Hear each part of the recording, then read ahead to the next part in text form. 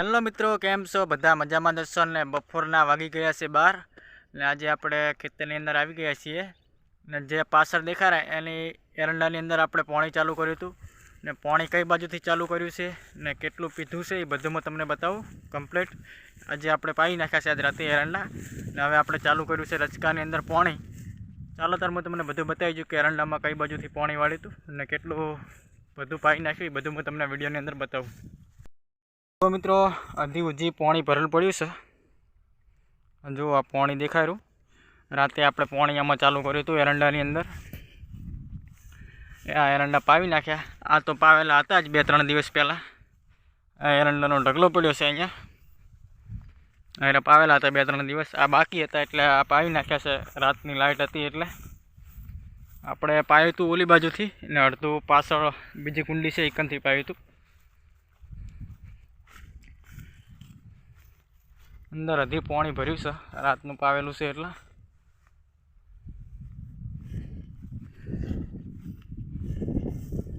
એક ઢગલો અહીંયા પડ્યો છે એરંડાનો. પછી આ હુકાય એટલે આ એરંડાની અંદર માળો ઉતારવાનું ચાલુ કરવું પડશે.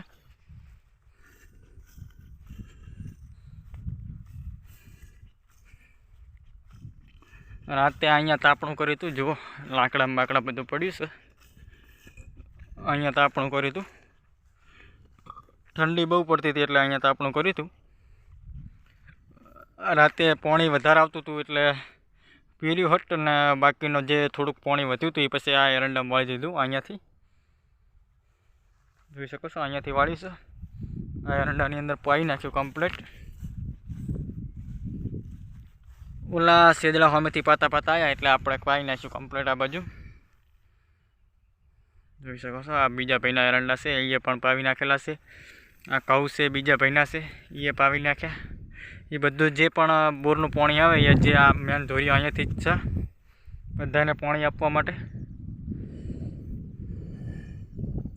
અડધું પેલી બાજુથી પાવ્યું હતું, અડધું આ બાજુથી પાવ્યું હતું એટલે બે બાજુથી પાણી આવતું હતું એટલે હટ પહેર્યું છે.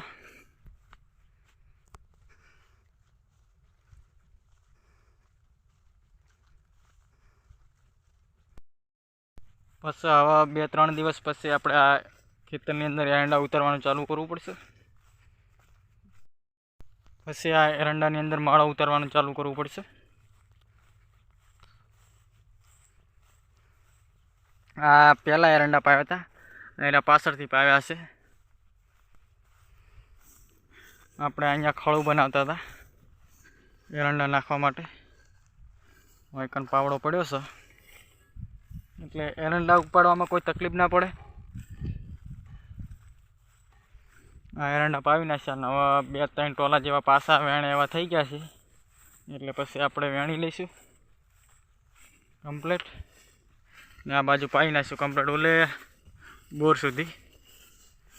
પાણી બધું અહીંયાથી જ આવતું જે આ કુંડી દેખાડે નિકનથી. આ એરંડામાં એ બધું આ કુંડીમાંથી પાણી આવતું જે દેખાડે નિકનથી એ બધું આપણે અહીંયાથી જ પાણી વાળતા આ કુંડીમાંથી. બીજા ભાઈને રાતે પણ પાણી ચાલુ હતું એરંડામાં. આ બીજા ભાઈના એરંડા.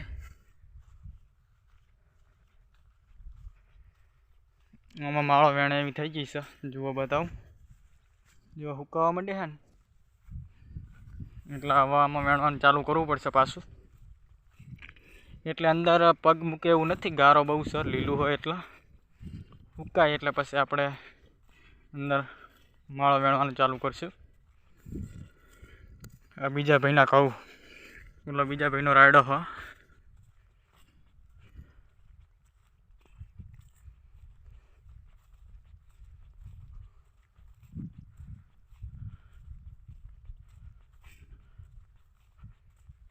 જો માળો હુકાઈ ગઈ છે એટલે આવા વેણવાનું ચાલુ કર્યું હો. આમાં આવા કરવાનું છે. રાયડો કેવો છે મિત્રો કોમેન્ટ કરજો. 2 પાણી વાળ્યા છે તો અહીંયા વેણેલા પડ્યા છે એરંડા. છેલ્લી પડી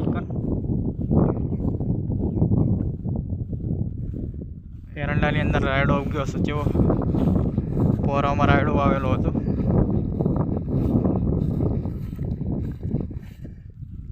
આમાં ઉનાળું કરવાની છે, જાર વાવવાની છે. બસ વિડીયોની અંદર આટલું જ. વિડીયો ગમ્યો હોય તો લાઇક, શેર અને સબસ્ક્રાઈબ કરવાનું ના ભૂલતા. જય માતાજી મિત્રો.